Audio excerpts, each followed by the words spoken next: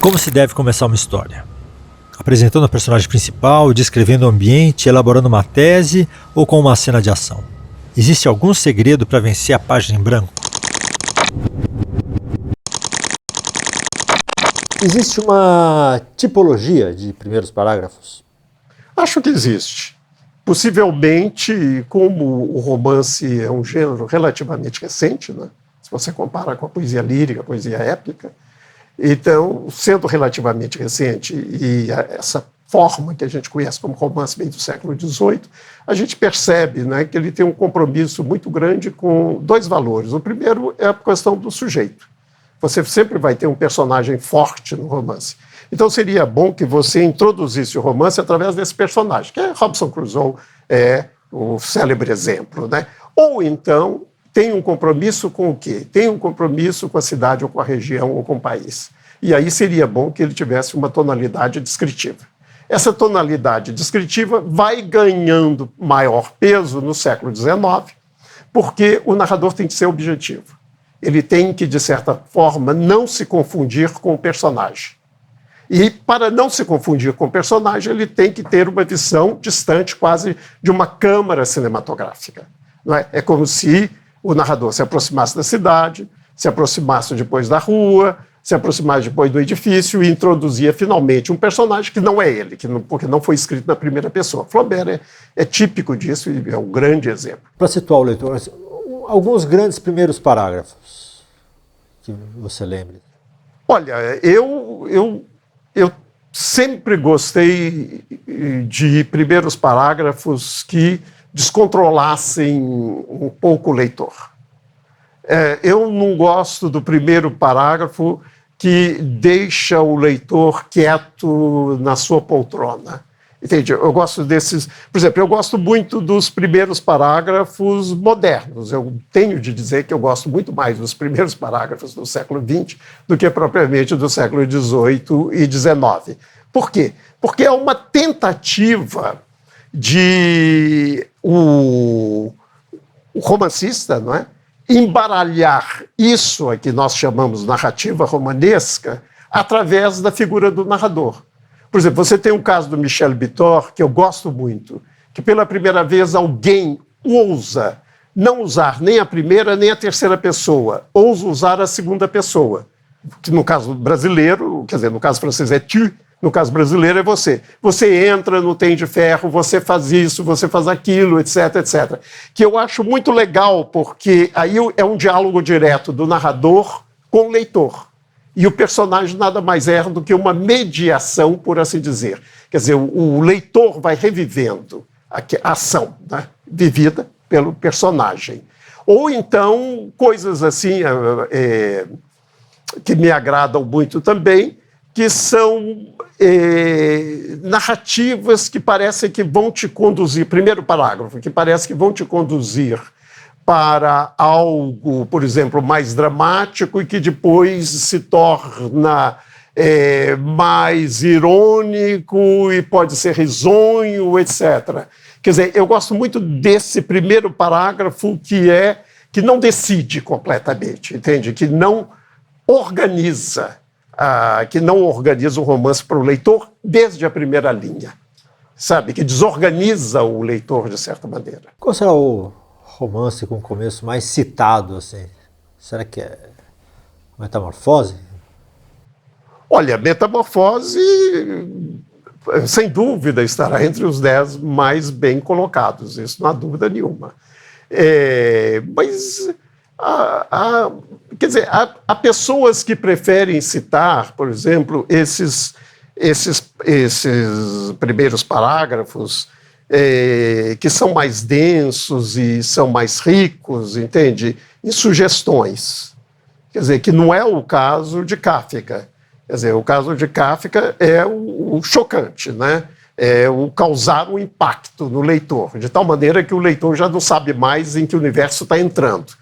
Eu acho que os mais citados são esses em que deixa o leitor entrar no universo do romance, que não são os que eu prefiro, mas eu acho que são os mais citados. Se você consulte a internet, a todos, né, de Flaubert são fantásticos, né, espetaculares, e aí você vem para os grandes autores brasileiros, não é?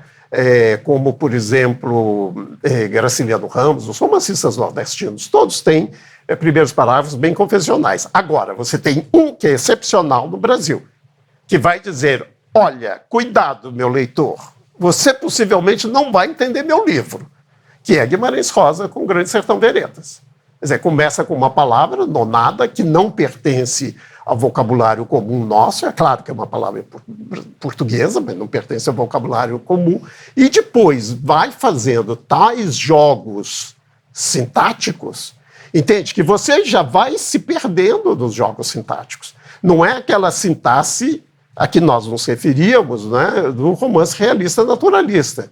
Sujeito, verbo, objeto. Quer dizer, de repente há uma desorganização total, e essa desorganização já começa no primeiro parágrafo, e você vai saber que vai continuar. Se você pega Ulisses, que é um romance tão ousado quanto de James Joyce, né, que é um romance tão ousado quanto Guimarães Rosa, você vai ver que ele tem um começo bem convencional. É um cara que aparece, que está com uma tigela, né, uma tigela de sabão de fazer barba, etc., e que faz uma bendição, etc., como se fosse a cruz, etc., etc.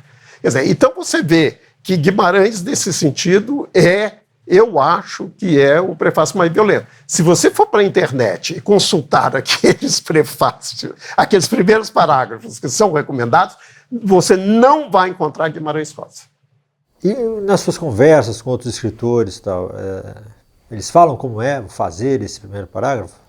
Não, mas muitas vezes eles falam... Eu tinha um grande amigo meu que foi Altran Dourado.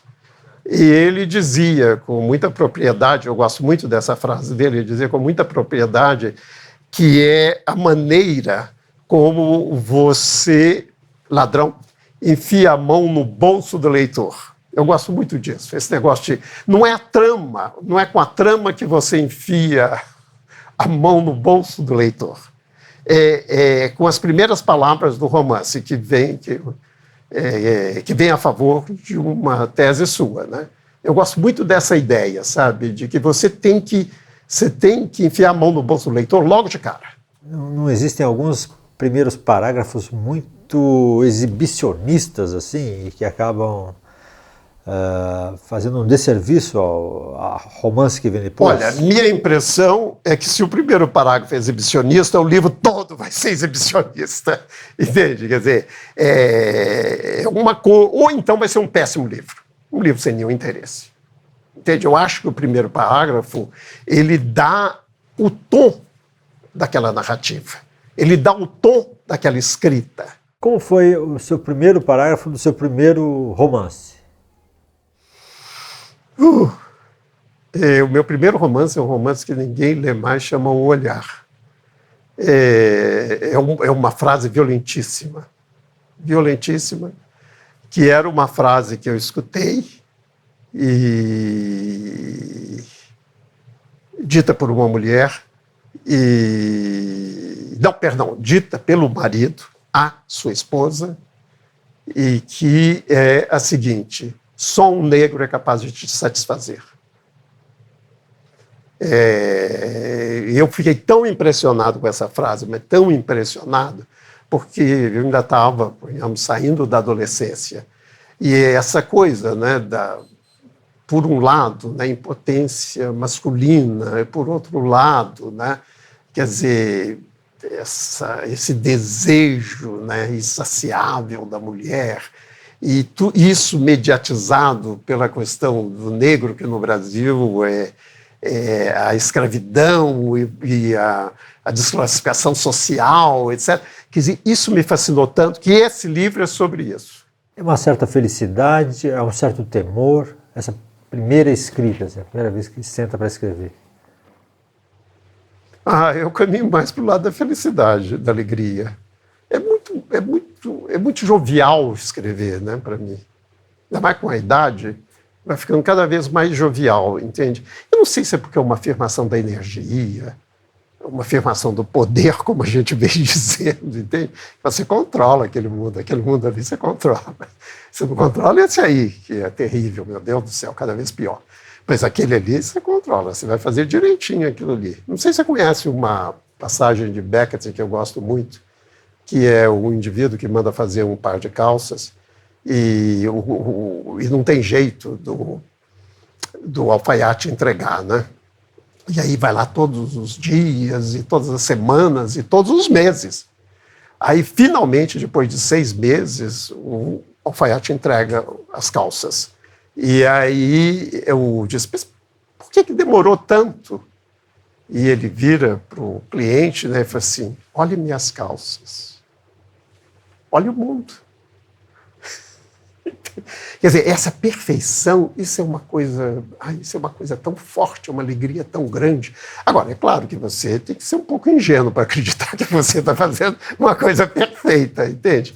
Mas é isso, né? A medida do homem. Eu gosto muito disso, sabe? A medida do homem. A medida do que o homem pode fazer, a medida do que o homem pode alcançar, a medida do que o homem se aproxima disso é que a gente chama perfeição. Um mundo organizado, ainda que seja extremamente desorganizado, um mundo organizado segundo determinados parâmetros éticos, morais, religiosos, não é o meu caso, mas pode ser religiosos, etc. Quer dizer, isso é muito bonito e é muito alegre isso. De certa forma, como se a gente escrevesse, no princípio eu criei o céu e a terra. Eu estou criando o céu e a terra. Mas a medida do homem, né? A medida do homem, quer dizer, são umas calças, né? Esse é que é o trágico, que o máximo da sua perfeição chega às calças, sabe? Não chega, infelizmente, quer dizer, ou felizmente, não chega a uma dimensão teleológica, entende? A perfeição ali, né? Muito restrita, né? Triste por um lado, mas de uma alegria, de um entusiasmo, de uma, sabe? Você ganha o dia, você ganha a vida.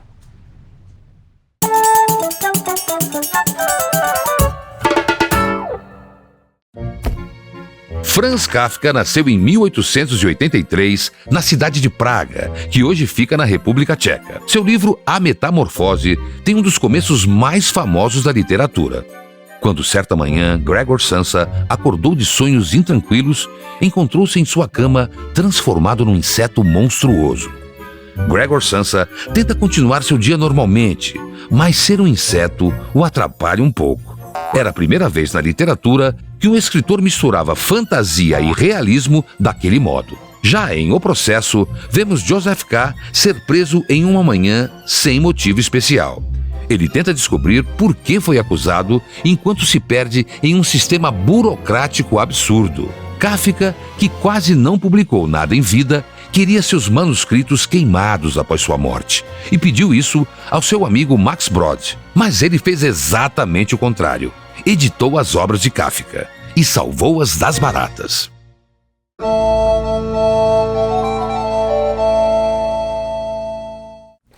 A primeira impressão que se tem desse livro, A Conferência dos Pássaros, é que estamos diante de uma obra de arte, mesmo com A maiúsculo.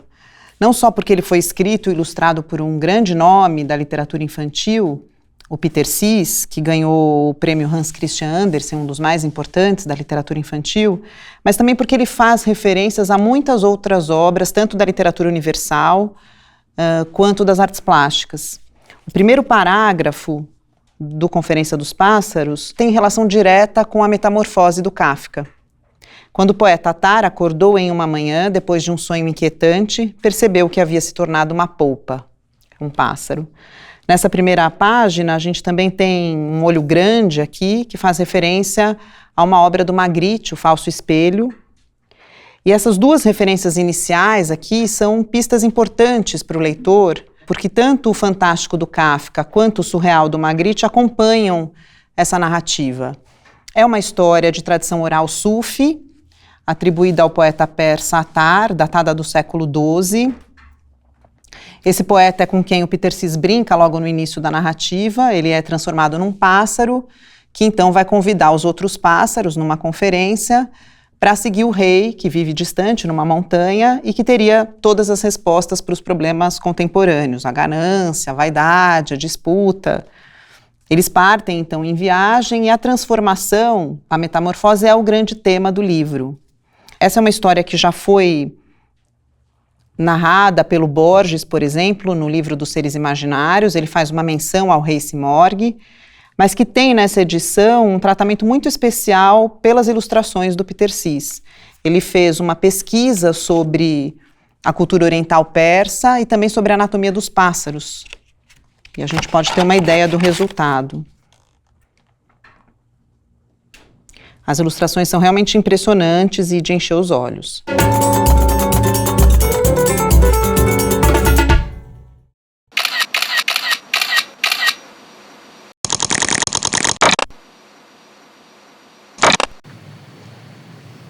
Eu escrevo nisto que é o meu escritório. Eu tenho um pequeno apartamento ao lado onde eu moro. Aqui é o local de trabalho. E onde eu reuni meus livros. Acho que eu tenho um pouco mais de livros que a maioria dos escritores, porque eu fui, durante minha vida, professor também. Então, isso acarreta um número maior de leituras. Eu uso esse computador aqui, mas eu parto muitas vezes de anotações e sou uma pessoa que revê muito o manuscrito. Minha impressora está aqui ao lado e há um livro meu, em Liberdade, que eu cheguei a redigir 50, 60 vezes cada página, porque era um pastiche de Graciliano Ramos. A proposta era um pastiche de Graciliano Ramos. Então era muito difícil de chegar naquele ponto. Meus livros, às vezes, podem parecer que eles sejam muito metafóricos, muito distantes da realidade. Mas eu tenho que dizer que eu sempre, em todos os livros, eu partir de algum fato real. Só que eu tenho um pouco de dificuldade em ficção de trabalhar com o real. Então, nesse sentido, eu vou fazendo transformações naquele episódio, né, que realmente me tocou, que me chocou.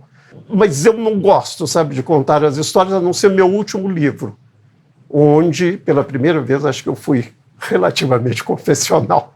Eu sou sempre autobiográfico, mas raramente confessional. Olha, eu escrevo por uma paixão, mas tem que se entender paixão de uma maneira muito ampla. Paixão pela cidade onde eu nasci, a casa onde eu morei, os amigos que eu fui fazendo durante toda a vida, paixão pelo real, pelas coisas que existem, que me tocam, entende? E que me transformam. E essas coisas me movem a escrever. E escrever, para mim, e aí se confunde com literatura, é uma forma de eu conhecer melhor a mim mesmo, paixão por mim, sou um tanto narcisista, tenho de confessar, paixão pelo mundo, querer conhecer o mundo, entende? E conhecer o mundo através desse contato imediato, dessa experiência vital, mas também através da leitura.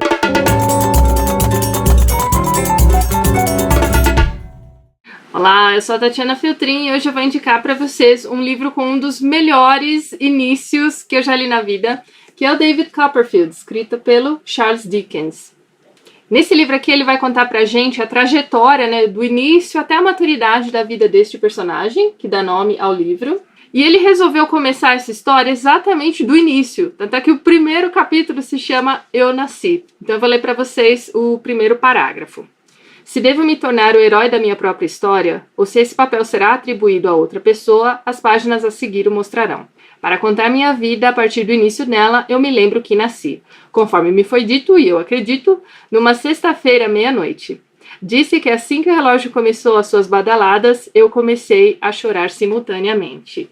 E é assim, então, que o Dickens vai começar a contar a história do David Copperfield, que é esse garoto muito pobre, órfão de pai, que sofre maus bocados nas mãos do padrasto, é mandado para um internato, não dá certo, ele acaba fugindo, ele acaba indo trabalhar numa fábrica, passa por diversas dificuldades. Então, assim, a vida não era fácil para David Copperfield, até o dia em que ele decide largar tudo aquilo, fugir de tudo aquilo e ir atrás da única parenta viva, né, de quem ele tem notícia, que é uma tia rica de quem ele já tinha ouvido histórias terríveis de que ela era muito avarenta, muito egoísta e coisas do tipo. Mas a situação dele estava tão difícil, tão insuportável, que ele resolve largar tudo e ir atrás dessa tia de qualquer jeito. Essa tia acaba o acolhendo, cuida da educação dele, a formação dele, enfim. Dali pra frente ela se torna uma figura materna forte na vida do David. Esse livro vai trazer pra gente também vários personagens super cativantes e também um dos piores ou melhores, aí vai depender do ponto de vista, vilões da história da literatura, que é o Uriah Heep.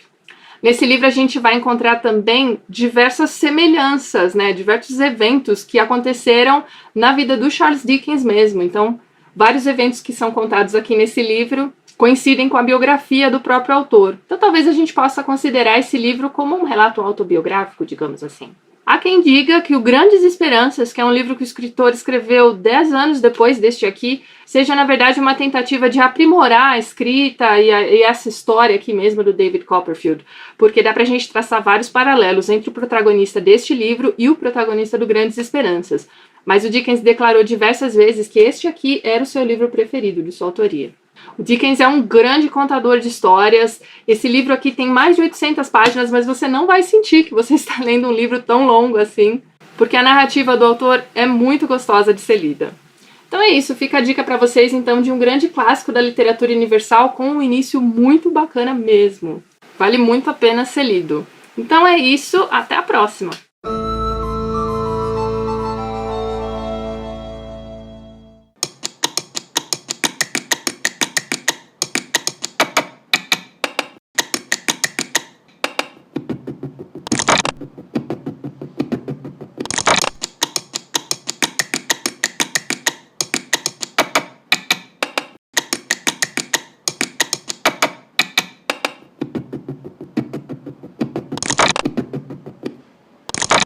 Ainda existem capistas, né? Pessoas que cuidam de fazer a capa.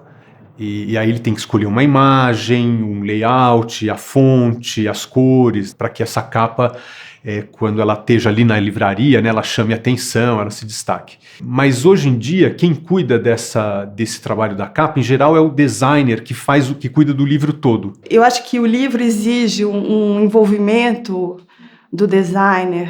Você tem que ler, você tem que se envolver com o conteúdo, você vai ter um domínio daquele assunto e você vai poder articular os elementos dele de uma maneira mais consciente, consistente, coerente. A capa tem que sempre ter um pensamento especial, né? Tudo que caiu na rede é peixe, sei lá, às vezes é desenho, às vezes é uma colagem, às vezes é uma foto. Então pode ser um simples desenho com lápis ou com pena, ou pode ser aquarela, ou lápis de cor. E a colagem é muito importante também.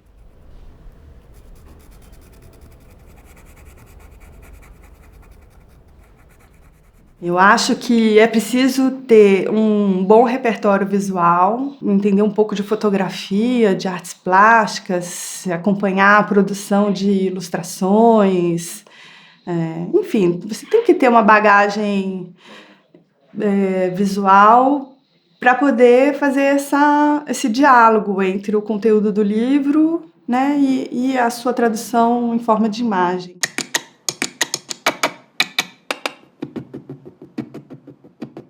Essa capa do Ali Salomão veio assim por uma inspiração meio mística, não sei, porque essa imagem veio na minha cabeça instantâneo, assim. Eu queria uma capa que gritasse, que o Ali sempre foi, né, essa pessoa assim bem histriônica, né? E eu tinha uma imagem na minha cabeça que na verdade era uma foto do Glauber, que é ele fazendo assim, né?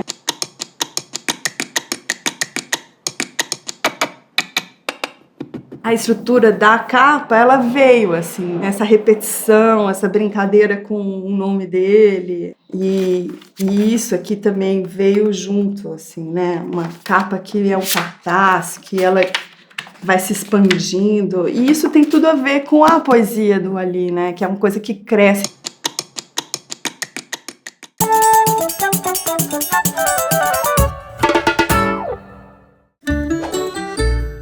Luís Vaz de Camões provavelmente nasceu em 1524, em Lisboa, ou Coimbra, ou Santarém, ou Alenquer, enfim, não se sabe ao certo. Em sua poesia lírica, aliou o amor espiritual ao amor carnal. Ah, os paradoxos da vida! Camões foi soldado e navegador e perdeu seu olho direito numa batalha naval. Durante suas viagens, escreveu sua maior obra, Os Lusíadas, a epopeia nacionalista que funde mitos romanos e católicos, narra a história de Vasco da Gama e dos portugueses que cruzaram o Cabo da Boa Esperança. Os heróis são recompensados com a Ilha dos Amores. Falando de amor, diz a lenda que durante o naufrágio, Camões teve de escolher entre salvar os manuscritos de Os Lusíadas ou Dinamene. Por quem estava apaixonado, todos sabem o que ele escolheu.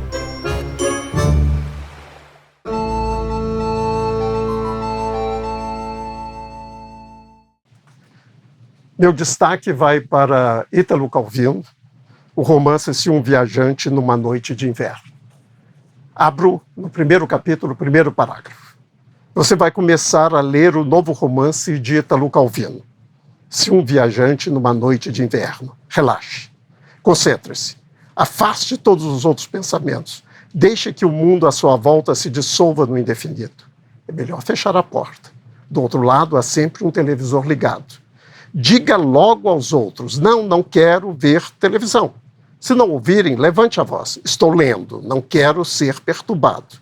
Com todo aquele barulho, talvez ainda não o tenha ouvido. Fale mais alto. Grite. Estou começando a ler o novo romance de Ítalo Calvino. Se preferir, não diga nada. Tomara que o deixem em paz.